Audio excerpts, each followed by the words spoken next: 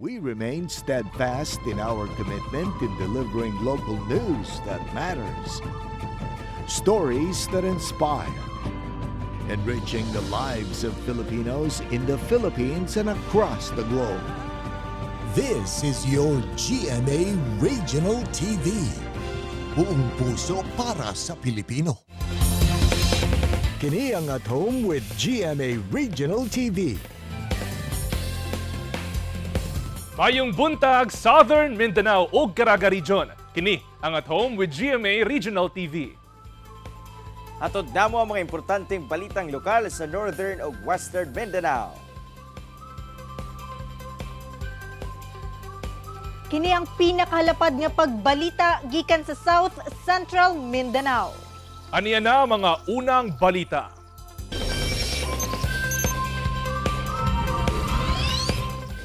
Gitayog sa magnitude 6.2 nga linog ang probinsya sa Davao de Oro kaganihang pasado alas 2 sa kadlawon. Sa kusog sa linog, nangahulog kining mga gamit sulod sa balay sa Maragusan, Davao de Oro. Unang gikataho sa FIVOS nga 6.2 ang maong linog. Apan gidowngrade kini ngadto sa 5.9 kung asa epicenter ang Nubataan sa Davao de Oro. Tungod niini, kanselado ang klase sa tanang tulunghaan sa probinsya sa Davao de Oro karong adlaw. Kini aron niya masuta sa lokal nga kagamhanan sa Davao de Oro ang structural integrity sa mga eskwelahan ug masiguro nga luwas pagamiton ang mga building. Sumala sa FIVOX, 2:58 AM kaganihang kadlawon na bati ang magnitude 5.9 nga linog. Duna kini gilawmod nga 13 kilometers og tectonic ang origin. Natala ang intensity 5 sa Caraga, Davao Oriental, Nubataan, Maragusan ug Pantukan, Davao de Oro. Intensity 4 sa Nabunturan, Compostela, Moncayo, Mawab, Monte Vista, Laak, Mabini ug Maco, Davao de Oro. Intensity 3 sa Davao City ug Tagum City sa Davao del Norte ug intensity 1 sa Bislig City ug Surigao City sa Surigao del Sur. Sa kasamtangan padayon pang assessment sa lokal nga kagamhanan sa Davao de Oro aron masuta kung pila ka mga pamilya ang apektado ug kung duna by damage ang maong linog. At ang iyang dugang detalye unyang alas 5 sa hapon sa One Mindanao. Usa ka animal shelter sa Davao City ang gipasiradaan sa Davao City Health Office. Gumikan kuno sa reklamo sa silingan nga isog nga baho ang hatod niini. Nagpadagan sa maong animal shelter miapila og konsiderasyon sa lokal nga kagamhanan. Ani ang report.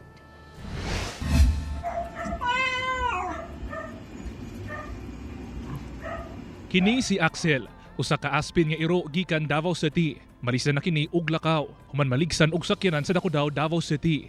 Apan karon, ing-ani nakahimsog si Axel. Naayon ang iyang mga samad ug makadagandagan usab kini susama sa ubang iro pinaagi sa iyang wheelchair. Usa lang si Axel sa gatusan ka iro nga nahatagan og ikaduhang kinabuhi, human ma-rescue sa Happy Animals Club sa Davao City. Ang mong ginabuhat diri is mag-rescue. Then, pagkahuman sa rescue is mag-rehabilitate, magtambal mi sa ila, magpakaon og daghan. Hantod sa maging healthy sila, and then after kung healthy na sila, kay amo na silang ikapon og lagit. Then kung makapon na sila, pwede na pangitaan na mo sila family na i-love din sila forever.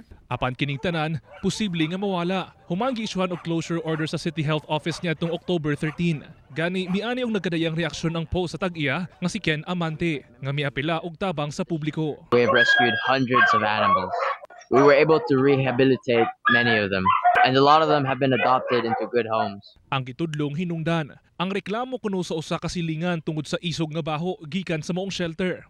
Gikan daduhan na ang gate sa maong animal shelter o gipaskilan og poster kung asa nakabutang ang detalye sa closure order. Kana sir, bawal mi mag-rescue. Kana number pinakasakta part dila na mi pwede maka-rescue. Karon kay grabe daghan jud kay mig rescue request. Nahay kagabi actually na nabanggaan pero dili mi kalihok kay bawal.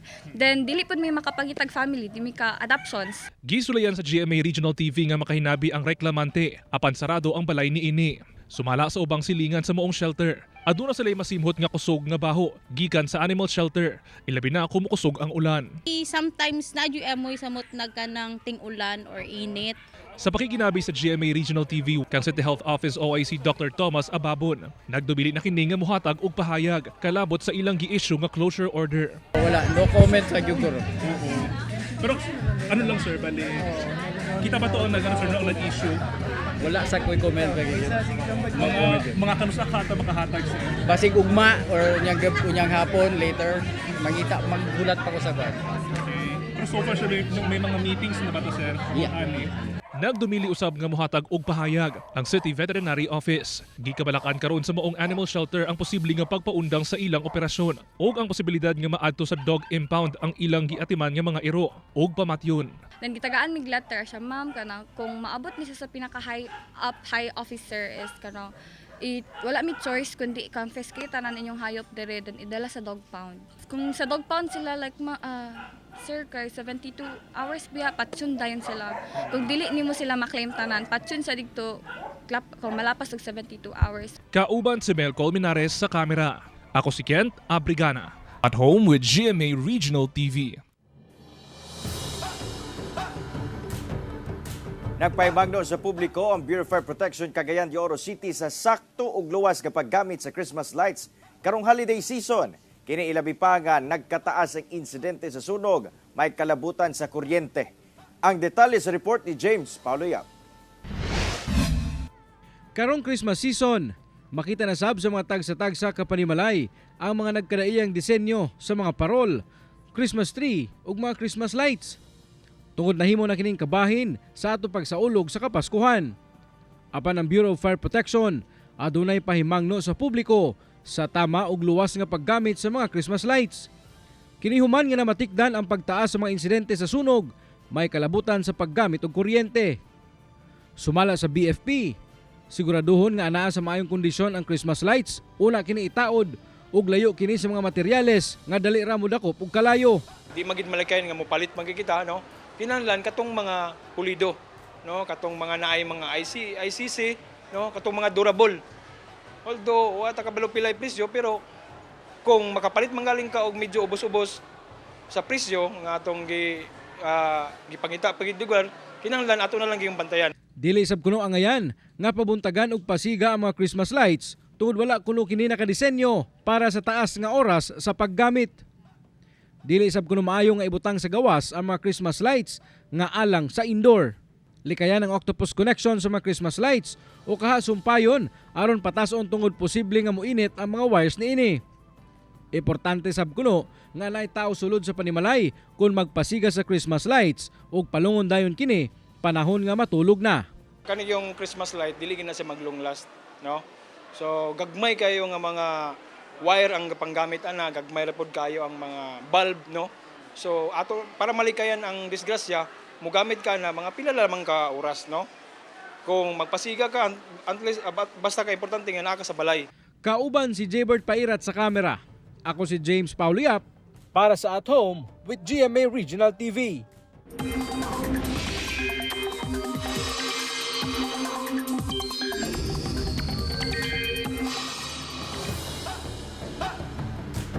Mga kapuso, bisan walay na monitor nga low pressure area karong adlaw, lauman gyapon ang pag-ulan hatod sa localized thunderstorms.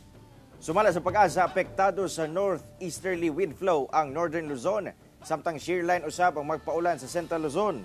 Nabuo ang shear line pinaagi sa pagsugat sa bugnaw nga hangin gikan sa northeasterly ug init nga hangin sa easterlies nga gikan sa Pacific Ocean. Sa Mindanao, base sa rainfall forecast sa Metro Weather, anaa ang pag-ulan sa pipila ka lugar sa Zamboanga Peninsula, BARMM, Soxargen ug Northern Mindanao. Magpadayon kini nga lakat sa panahon ug mas halapad na pag-abot sa hapon ug gabii.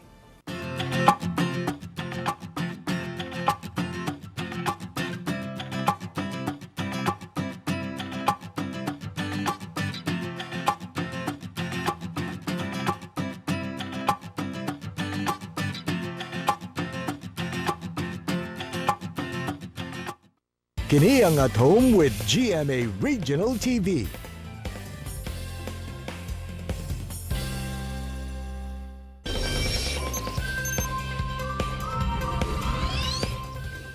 Mga kapuso, this morning, another hashtag Friday na sab. Deserve ang mag-relax o i-congratulate ang atong mga kaugalingon kay nahuman nato nga hapsay ang semana.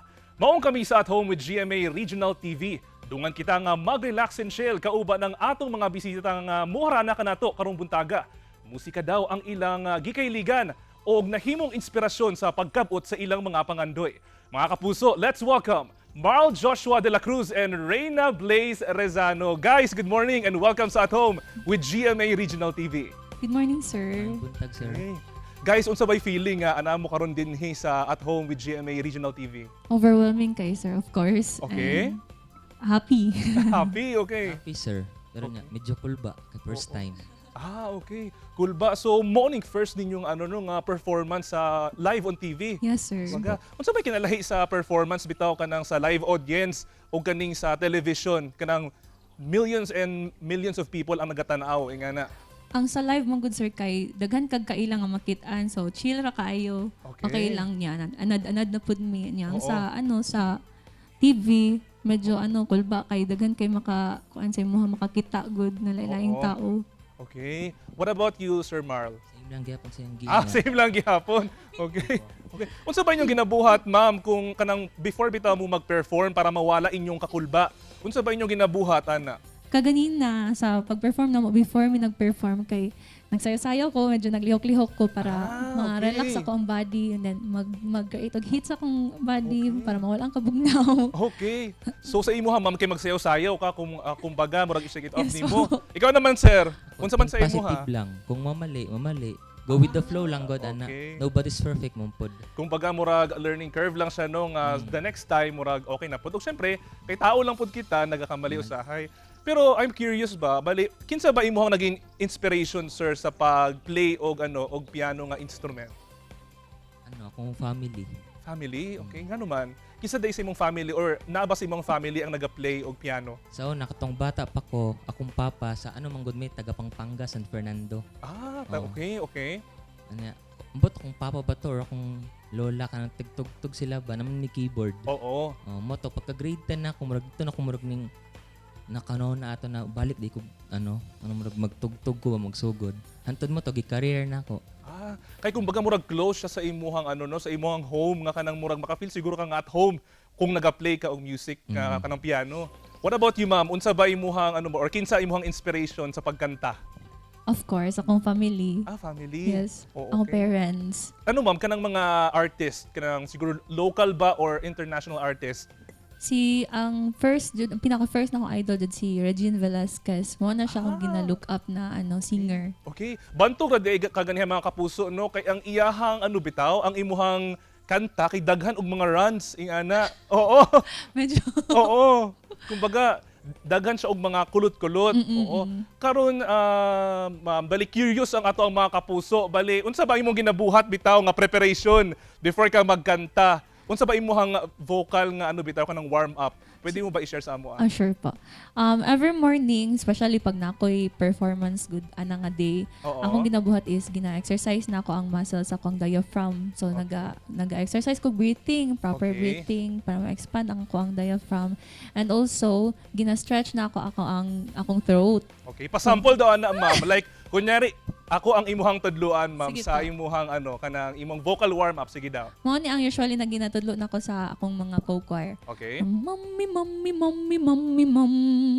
Tapos kung mag-sing ka, always remember na na-eyeball sa imuhang mouth, which is kanang maka-form og circle good. Okay. Para mag-cover ang imuhang voice. Okay. So ang iyang result is mommy, mommy, mommy, mommy, mommy. I-try daw na ako na, ma'am. Be, sige daw, be. Kani mga kapuso ha, i-judge ninyo kung okay ni siya. Mommy, mommy, mommy, mommy, mommy. Okay ba to, ma'am, or dili? Okay kayo. Okay kayo. At least nasa tono. Joke lang. Wala sa tono, ma'am, or naa? Naa. Thank you. Nasa tono. Dagang salamat kayo, ma'am. Honor na kayo to siya, ma'am. Ikaw na po, sir. Unsa ba imuhang sir? Para sa mga gusto bitaw nga mag-try or mag-try sa pagtugtog bitaw piano, unsa ba imuhang tips sa ila para makakaton sila kanang pinapaspas bitaw kumbaga? Practice every day. Every day. Kanang sa kamot, sir, bali na ba kay sir kanang murag warm up pa sa kamot lagi na palagtok ba nimo kay para mas siya ingana? Ang akong ginabuhat kay nagano ko scaling nya hanon. Scaling. Okay. So scaling siya unsa ba nang scaling, sir, kanang nagamurag nagdagan nimong kamot. Okay, para maging flexible. Okay. So guys, on a serious note naman, nganong career ba sa musika ang inyuhang napili, especially sa inyuhang course? Ikaw, sir, nganong kana bang path ang imuhang napili bitaw? kanang path sa music ingana? Ay kay katong ingon ako ganina, grade 10 ko nag-start sa jud pagtugtog niya mo to, gi-career jud nako siya. Okay. Kay murag ganahan mo gud ko magtugtog gud. Nya pag matugtog pag ko more on instrumental ko. Okay. Ana. Okay. And you've mentioned earlier, sir, no, nga kanang bitaw, kanang lisod kay nagsugod ka og pag-eskwela katong during pandemic na unsa bang challenges ato, sir, sa imuha? Kanang lisod siya kay online man god. Oo. Lahi man gud ang face to face na kanang tudluan ka sa piano o kanang sa online. Okay. Makita mo gud nimo sa god ang face to face, makita nimo gyon sa pagkuan, pag-play nya ma-demo. Okay. Nya sa online kay mag karat-karat god depende sa signal kung hina. Okay. What about you, Ma'am Bali, para sa mga sa mga aspiring bitaw na mga artists o mga singers, anyone like from mga pianist nga gusto mo mahimong pianist, unsa ba ang imuhang mensahe sa ilaha, ma'am? Unang-una, especially sa ako ang mga kauban nga naga-aspire po na maging parehas ako nga makatuon og piano, makatuon og kanta, makatuon pud mo tudlo sa ilahang kuan, sa ilahang matun-an. Unta na ilahang i-pursue kung unsa man to ilahang pangandoy sa music. Okay. Guys, before we end this interview, do na ba mo'y gusto i-greet o ingni ang inyong fans nga i-follow mo sa inyong mga social media accounts? I would like to greet my my co-choir sa St. Francis Xavier Parish Tibungco, St. Gregory, San Pedro Calungsod Choir, and Singers for Christ. And also, especially po ako ang parents nga nagtanaw karon, si Mama Rebecca and Renato. And also, I would like to greet a belated happy birthday sa akong lola sa Quezon Province, Lola Nora. Happy birthday po. I would like to greet my parents, akong lola, tita sa labas, akong mga igsuon, o akong mga amigo. And especially, ang music fam. Music school family. Nice. Daghang salamat, Sir Marl and Ma'am Reyna. Og thank you sa pag-adto nyo dinhi og pag-share sa inyong talent sa atong mga kapuso. Mga kapuso, tutok lang kay mubalik pa ang At Home with GMA Regional TV. Kini ang At Home with GMA Regional TV.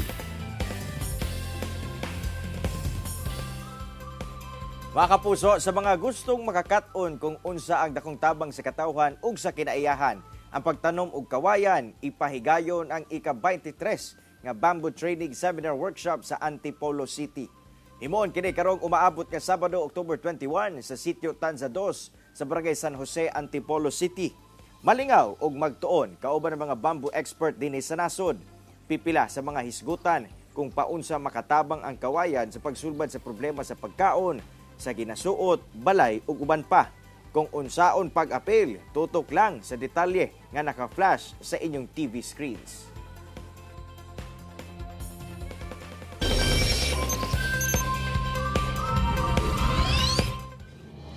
Mga namatay nga Palestinian gumikan sa padayong pagpang-atake sa Israel ang miabot na sa 3,478 sumala sa Gaza Health Ministry. Sa nagpadayong pagpang-atake sa Israel sa Gaza Strip, miabot na sa kapin 3,400 ang patay. Ug anaa sa 12,000 ang samdan sumala sa usa ka Palestinian Health Minister. Sumala pa nga napatay sa Israeli forces ang anaa sa 62 ka Palestinian sa ilang giokupang West Bank. Ug anaasab sa 1,300 ang samdan sa West Bank. Anaasab sa 500 ang patay sa pagbomba sa airstrike sa Israel sa Al-Ali Baptist Hospital sa Gaza niadtong Martes. Libuan pa karon ka Palestinians ang anaa sa ospital samtang nagpadayon ang pagpamomba sa Israel. Kahinumduman nga gipanghimakak sa Israel nga sila ang nakaigo sa hospital sa Gaza. Gipasangil kini sa misfired kuno nga Palestinian rocket. Ang airstrike sa Israel sa Gaza ang anana sa ika-12 ka adlaw kung asa miani na og pagbabag gikan sa non-government groups ug world leaders. Milagrosong patron sa Peru. Giprosesyon sa mga deboto alang sa tinguhang kalinaw karon sa nagpadayong kagubot sa Middle East.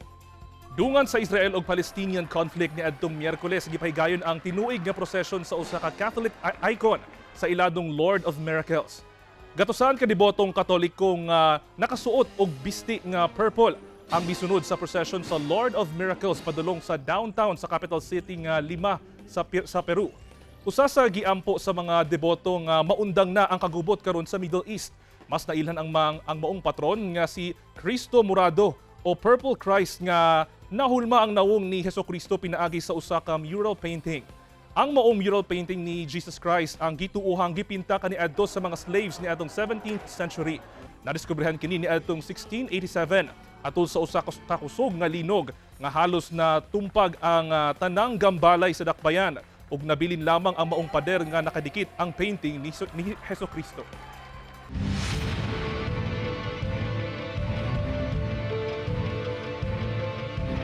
Gipirmahan ang usa ka kasabutan tali COMELEC og Minister of Basic Higher and Technical Education o MBHTE sa BARM alang sa pagsigurong mahatag ang suporta o assistance alang sa mga magtutudlo nga magsilbi sa barangay o SK elections. Ano ang report ni Jandy Esteban? Other benefits including legal assistance and legal indemnification. Gisiguro sa COMELEC ang kaluwasan ug assistance nga gikinahanglan sa mga magtutudlo sa Bangsamoro Autonomous in Muslim Mindanao. Pinaagi sa pagpirma sa Memorandum of Agreement tali COMELEC ug Minister of Basic Higher and Technical Education o MBHTE alang sa triabot nga barangay ug sangguniang kabataan elections. Ang MOA signing gipangunahan mismo ni COMELEC Chair Attorney George Garcia ug MBHTE Minister Muhagir Iqbal nga gipahigayon dinhi sa Davao City. Gihimugatan sa COMELEC ang mahinungdanong tahas sa mga magtutudlo alang sa patas ug malinawong eleksyon. And that's why we have to afford protection to all our teachers, not only in Luzon or in Visayas, but likewise more particularly in the Bangsamoro. Kinakailangan po yung protection na bibigay natin at assistance, hindi lang po monetary or financial. Kinakailangan legal and such other assistance that will help our teachers in the performance of a duty which technically speaking is not a duty of a teacher. Today, through this memorandum of agreement, we affirm our commitment to support and protect our teachers who willingly step up to serve during the election period. We recognize their importance in ensuring a fair, honest, and transparent electoral process and stand firmly behind them. Ang BARM dunay 2,669 ka mga barangay. Ang ihap sa ilahang butante anaa sa 2,740,000. Sumala sa COMELEC sa 246 ka barangay sa nasod nga gipailawom sa red category o dunay grave concern kadaghanan niini anaa sa BARM. Hinuon gisiguro sa buhatan ang malinawong eleksyon sa pakig-alayon sa kapulisan ug ubang law enforcement agency. Voluntary o dili pugsanon ang pag-serve sa mga magtutudlo sa eleksyon. Hinuon, nakabansay ni Sabdao ang COMELEC ug mga pulis nga maoy muhulip isip members sa electoral board sa mga magtutudlo o galing dunay mag-back out o dili makaserve sa adlaw sa piniliay. Kulang-kulang po dito po sa BARM, mga 800 ang lahat na na-train po dito. Sa lahat po sa buong bansa, mga 1,500. Ang BARM gilangkuban sa probinsya sa Basilan, Lanao del Sur, Maguindanao del Norte, Maguindanao del Sur, Sulu, Tawi-Tawi ug Dakbayan sa Cotabato, Lamitan ug Marawi. Kauban si Jojo Solarte sa kamera. Ako si Jandy Esteban para sa At Home with GMA Regional TV. Mga kapuso, 66 days na lang, Pasko na! Mao kadto ang mga uling balita sa Mindanao karong adlaw. Mamahimo ninyo kining makita pag-usab pinaagi sa pagbisita sa official website sa GMA Regional TV o bisita ang among official YouTube channel o i-click ang subscribe button para sa pinakaulahing balita. Daghang salamat sa atong mga kapuso sa Mindanao nga nagalantaw kanamo ug sa atong mga kapuso abroad. Padayon lang sa pagtutok sa mga lokal nga balita matag adlaw tungod sa GMA Regional TV, local news matters. Kami sa At Home with GMA Regional TV, tibuok puwersa para sa mas dakong misyon ug mas halapad nga pagserbisyo sa nasod.